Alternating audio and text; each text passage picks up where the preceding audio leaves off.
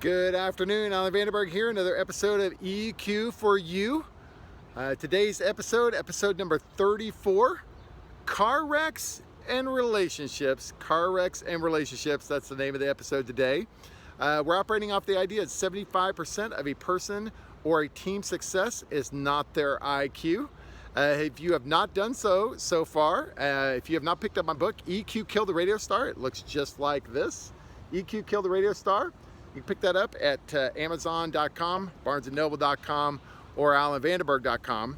My publisher said the best time to launch a book is during a pandemic, and that is absolutely not true. Please subscribe to my YouTube channel, EQ for You, and if you're looking for a keynote speaker to bring emotional intelligence to your organization or to your team, I would love to have that discussion with you and your team, having a great time and learning a lot about ourselves and others, talking about emotional intelligence.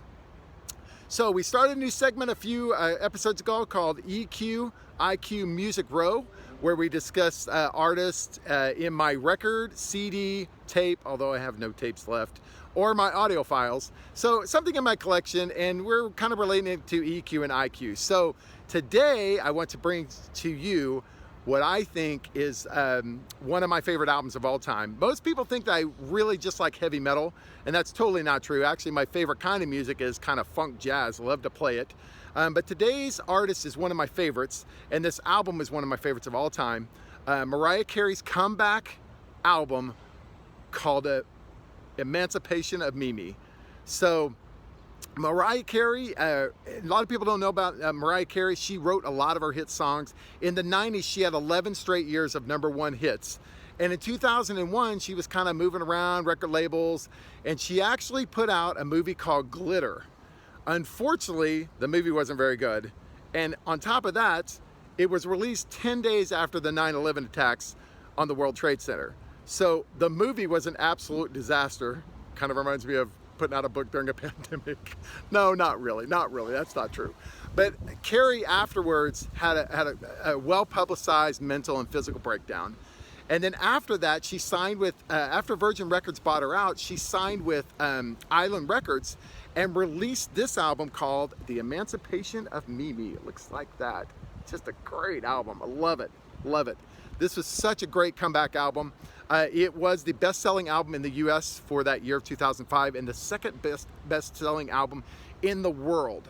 So for her incredible comeback from really a disastrous 2001 and an awful movie, I will give Mariah Carey, and for her writing abilities as well, I would give her a 5 for her EQ skills for making a comeback and her ability as a musician. So the song I want to put the link into is a deep cut off of this Emancipation of Mimi. It's called Circles. You should check it out. It's a great song. It's got a great groove. If you're not into Mariah Carey, I know you've never heard this song because they never played anywhere, and I think it's just awesome. So on to the episode 34, Car Wrecks and Relationships. You know, last month in July, my wife, Nancy, was running errands around town, checking off her list of things that she needed to do. She only had one more stop to make at the local Quick Trip. Those of you from Oklahoma and the Midwest know about Quick Trip. And she was going to fill up her car with gas, and she was going to head home. That was kind of the end of her day. And as she was driving around this stretch of road that she drives like all the time, she's driven it hundreds of times, all of a sudden a car pulled out in front of her, making a left-hand turn. And believe me, from the photos, which I'll put maybe a photo up or so, it wasn't even close. The lady turned in front of her, left-hand turn. My wife hit the front end of her car, which means it wasn't even close. And all that Nancy says she remembers was seeing the other car, slamming on the brakes, and seeing the airbag come and hit her in the face, right? The impact was sudden and swift. The immediate results were obviously backed up traffic, 2 total cars, an update on the radio. So I was driving to see Nancy call me, and I was driving, and I hear an update on the radio saying, "Hey, at this intersection, there's a car wreck." And I'm like, "Oh, that's my wife, Nancy. Wow, she made the radio." Not good. And Nancy had some bruised ribs from that event. So thankfully, everyone was okay. But Nancy was telling me a couple weeks ago about how the accident was affecting how she drove. And the car crash experience affected what we call in the EQ world is her programming. And in the book EQ Killed the Radio Star, in chapter 6, I discuss the programming model, the EQ programming model. Programming comes from three things: what you've experienced, what you've seen, and what you've been told. So, much like my wife's wreck, our interactions with people on a daily basis, we drive up and down the hallway every single day, interacting with coworkers by email, by Teams, or and we get into this car wreck with coworkers. It happens. Maybe your coworker copies the boss on an email and just to try to get you in trouble. I never have understood why people do that. But maybe they call you out in a meeting. And so you're driving along, going through work, everything's fine, and all of a sudden you get hit by a coworker. They pull out in front of you. And believe me, it's not even close.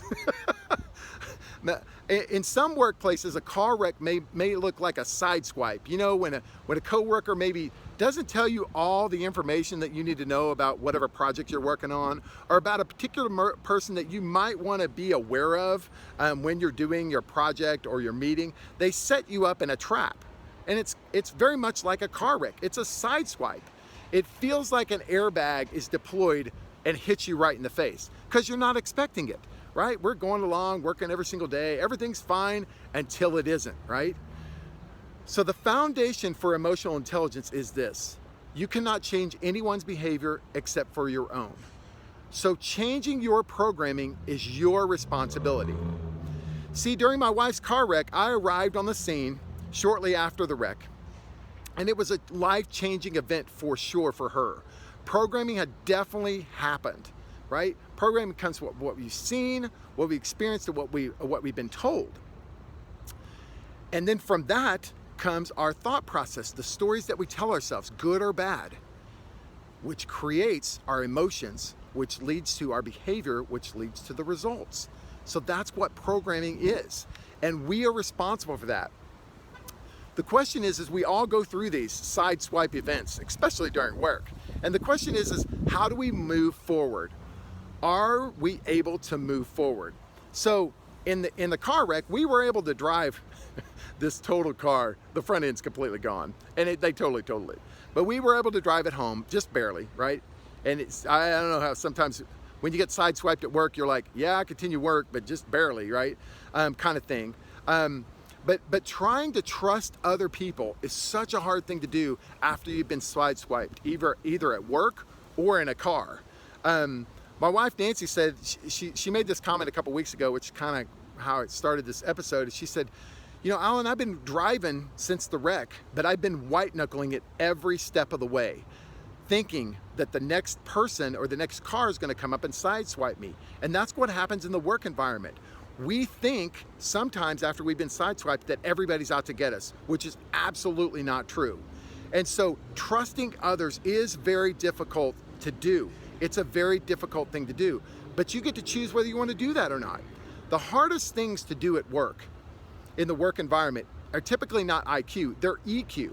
And that's what this is. Can you use your programming and the things that have happened to you experience-wise and use it for the positive to create positive behaviors and not negative? Again, it's not easy to trust a coworker or another driver after you've had a wreck or after you've been sideswiped in a meeting, for sure. But we should not allow those programming events and other people who've done that to affect our behavior, because we're the only ones who have control over our behavior, nobody else, right? So we can't control anybody else's behavior, but whose? Ours. And I would just tell you, for me, I have sometimes wasted a lot of energy on things and events of the past that coworkers have done, or they've said to me, or they've sideswiped and damaged me and my car, right, in the work scenario. But we can choose to move on from these life events, and that's what I've done. I have to, because I have a choice. I can just wallow in the past and what's happened. Oh, that person went in front of my car and they tore my car up and now it's totaled. Or that person, I can't believe they called me out in that meeting. And we can waste a lot of energy on the past. The question is can you move forward, and how do you move forward from that? So choose to move forward. Life is too short to be living in the past. So the challenge for me and for everybody today is this. The challenge for all of us today is make the choice not to allow programming in your past to affect your behavior in the future. Let's say it one more time. Challenge for today, for me and for everybody, make the choice not to allow programming in your past to affect your behavior in the future. Hopefully this was helpful. I love doing these episodes. EQ for you, episode number 34. It's crazy. Car wrecks and relationships. I leave you with these 3 parting thoughts. Find what you are made to do in life and do that to the best of your ability. Don't allow anyone or anything to steal your joy and your happiness. And number 3, live life to the fullest, because nothing is guaranteed. All right, have a great day, and we will talk to you soon. Go out and listen to some Mariah Carey, especially the link I'm gonna have on YouTube for you in the notes section. So, all right, talk to you soon.